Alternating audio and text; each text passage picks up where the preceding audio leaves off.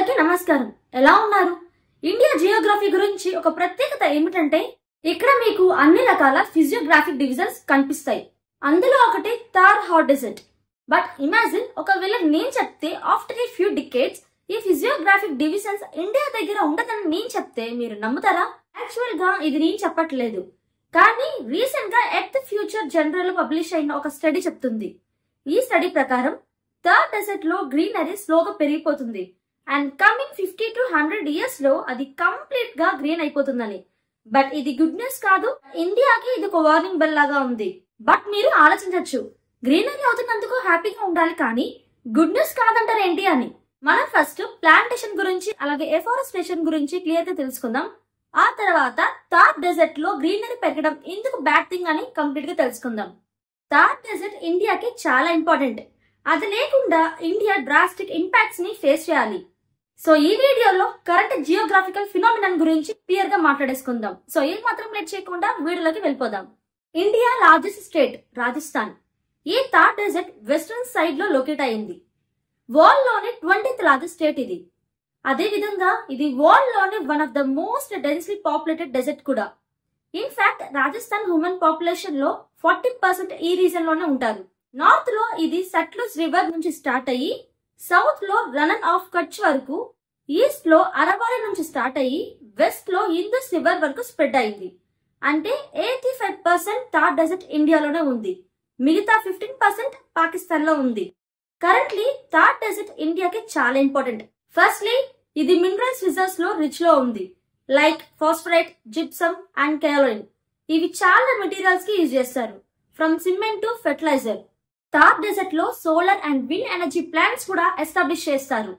ఇక్కడ నుంచి చాలా ఎనర్జీ అనేది జనరేట్ అవుతుంది. అలాగే ప్రతి సంవత్సరం కూడా ఈ థార్ డెజర్ట్ ని చాలా మంది టూరిస్టులు వచ్చి విజిట్ చేస్తారు, which is a main income source for local population ఇక్కడ. కానీ ఇప్పుడు థార్ డెజర్ట్ చేంజ్ అవుతుంది అండ్ ఫ్యూచర్ లో ఇది కంప్లీట్లీ గ్రీనరీ అయిపోతుందని చెప్తుంది ఒక స్టడీ. ఈ స్టడీలో Goswami Cotton university Guwahati physical department and Rajesh Indian institute of tropical meteorological Pune researchers publish చేశారు. ఈ రీసెర్చర్స్ దానికోసం కొన్ని రీజన్స్ కూడా ఇచ్చారు. So let us understand what are those reasons.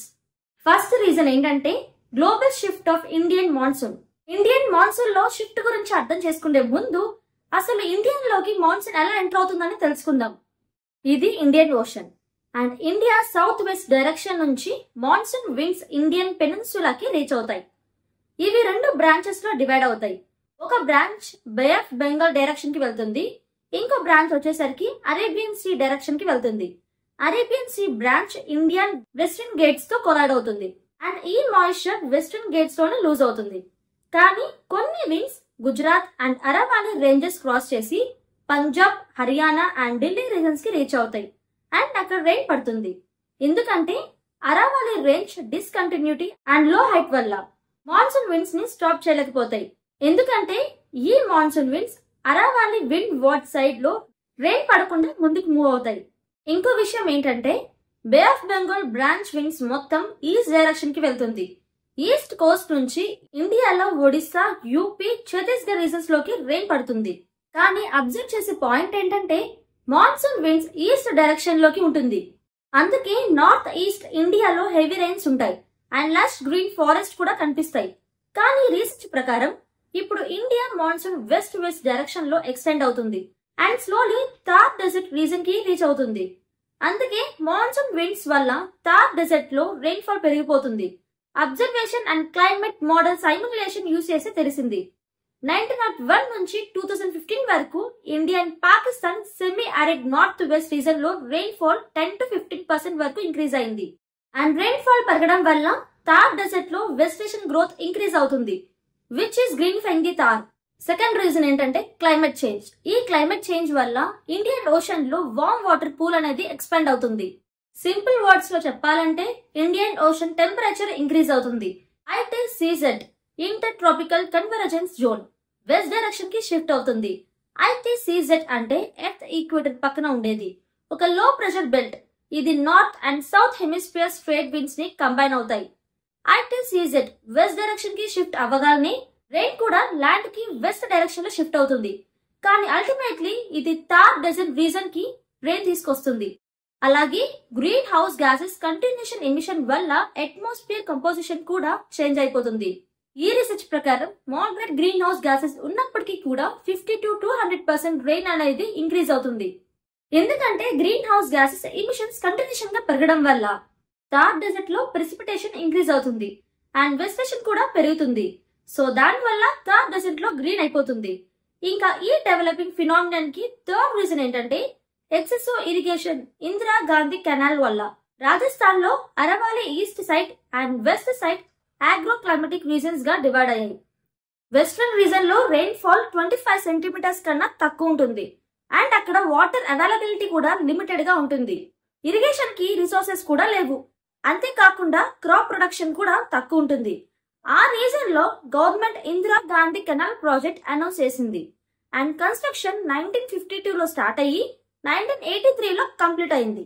Indira Gandhi canal Harike barrage నుండి పాస్ అయ్యి Vyas and Sutlej rivers confluence నుండి బద్మిహార్, బికానీర్, హనుమాన్గర్, జైసల్మీర్, జోధ్పూర్, శ్రీ గంగానగర్ డిస్ట్రిక్ట్స్ లో క్రాస్ అవుతుంది. ఇందిరా గాంధీ కెనాల్ వల్ల ఈ రీజన్ లో అగ్రికల్చర్ ప్రొడ్యూస్ షార్ప్ గా ఇంక్రీజ్ అయింది. 1956 లో ఈ స్టేట్ లో only 12.7% gross crop area irrigated గా ఉంది. కానీ ఇది 1990 లో 24.9% కి ఇంక్రీజ్ అయింది. అలాగే Indira Gandhi canal Rajasthan arid reason యొక్క ఓవరాల్ ఎకనామిక్ డెవలప్మెంట్ కి ఒక బేస్ ఇచ్చింది. దీనివల్ల డ్రింకింగ్ వాటర్ ప్రాబ్లం ఈ రీజన్ లో సాల్వ్ అయిపోయింది. రెయిన్ఫాల్ మీద ఈ అగ్రికల్చర్ డిపెండెన్స్ కూడా తగ్గింది. రిజల్ట్ ఏంటంటే ఇక్కడ పాపులేషన్ ఇంక్రీజ్ అయింది అండ్ లివింగ్ స్టాండర్డ్స్ కూడా ఇంప్రూవ్ అయ్యాయి. ఇవన్నీ బెనిఫిట్స్ అయినా కూడా ఇందిరా గాంధీ కెనాల్ థార్ డెజర్ట్ బయోడైవర్సిటీకి కూడా చాలా డ్యామేజ్ ఇచ్చింది. డెజర్ట్ లో స్పెషల్ ఫ్లోరా అండ్ ఫన్నా ఉన్నాయి. అవన్నీ కూడా యూనిక్ ఫిజికల్ కండిషన్స్ వల్ల.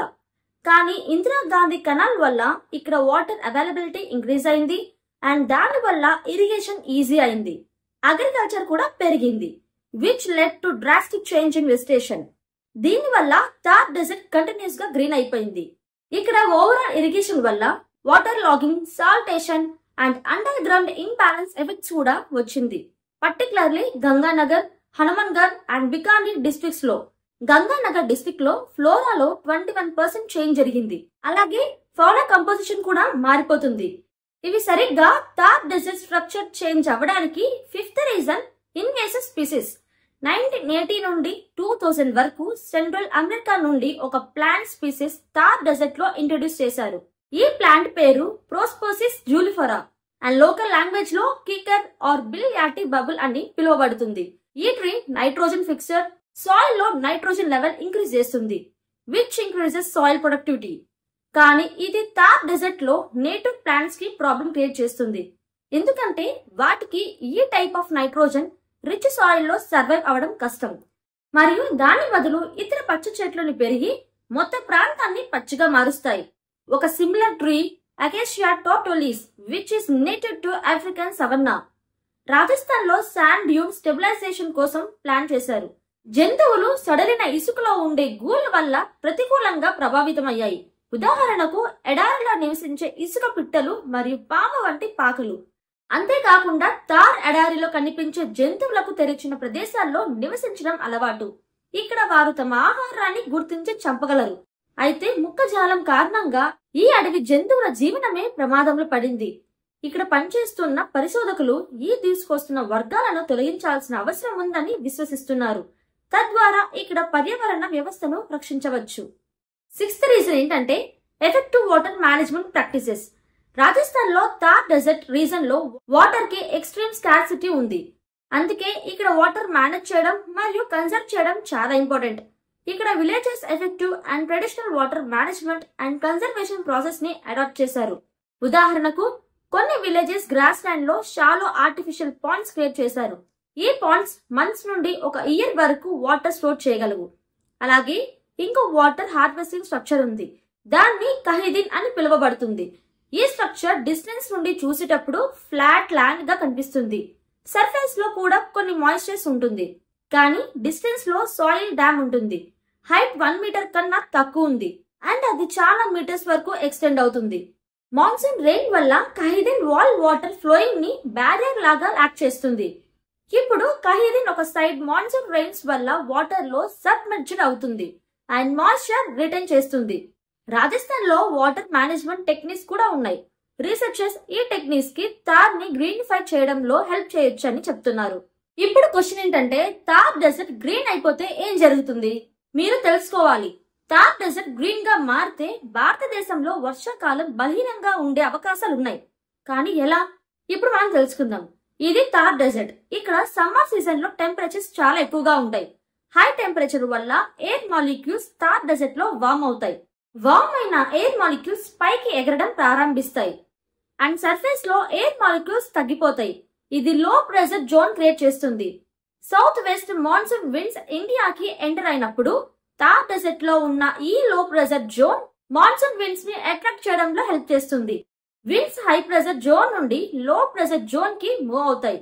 ఇప్పుడు ఒక సిచ్యువేషన్ ఇమేజ్ చేసుకోండి.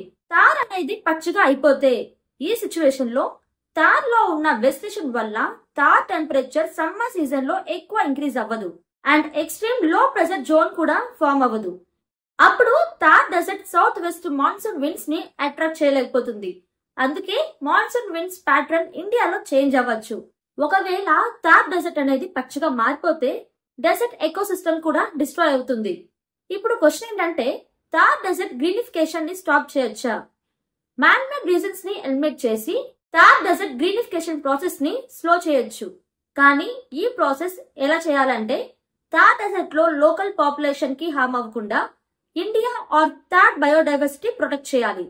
ఉదాహరణకి తార్ డెజర్ట్ లో ఎక్స్టెన్సివ్ ఇరిగేషన్ ని కొంచెం చెక్ చేయొచ్చు. అలాగే ఇన్వెసివ్ స్పీసెస్ ని తార్ డెజర్ట్ నుండి తెచ్చుకోవాలి. సో దట్ ఇక్కడ ఉన్న నేటివ్ బయోడైవర్సిటీని ప్రొటెక్ట్ చేయొచ్చు. ఈ విధంగా ఇండియాస్ ఫిజియోగ్రాఫిక్ డివిజన్ యొక్క ప్రీషియస్ హెరిటేజ్ ని సేవ్ చేయొచ్చు. కానీ ఫ్రెండ్స్, ఇవి బేసిక్ సొల్యూషన్స్ మాత్రమే. ఇవి తక్కువ. రీసెర్చర్స్, ఎక్స్పర్ట్స్ మరియు గవర్నమెంట్ కూడా కూర్చొని ఈ ప్రాబ్లం ఎలా సాల్వ్ చేయాలని ఎంఫసిస్ చేయాలి. ఒక side Rajasthan or Thar local population ఉంది. ఇంకొక సైడ్ ఇండియాస్ మాన్సూన్స్ మరియు తార్ ఎకాలజీ ఉంది. ఈ రెండింటి బ్యాలెన్స్ చేయడం చాలా ఇంపార్టెంట్. సో ఫ్రెండ్స్, మీ సజెషన్స్ ని కామెంట్ సెక్షన్ లో మర్చిపోకుండా షేర్ చేయండి. సో ఇంతవరకు వీడియో చూసిన తర్వాత మీకు ఈ వీడియో నచ్చితే మర్చిపోకుండా లైక్ చేయండి. అలాగే చాలా మందిని షేర్ చేయండి మీ ఫ్రెండ్స్ కి. సో ఇంతవరకు వీడియో చూసినందుకు నిజంగా thank you so much and see next video guys. Don't forget to subscribe to our channel. See next video. Take care. Bye by.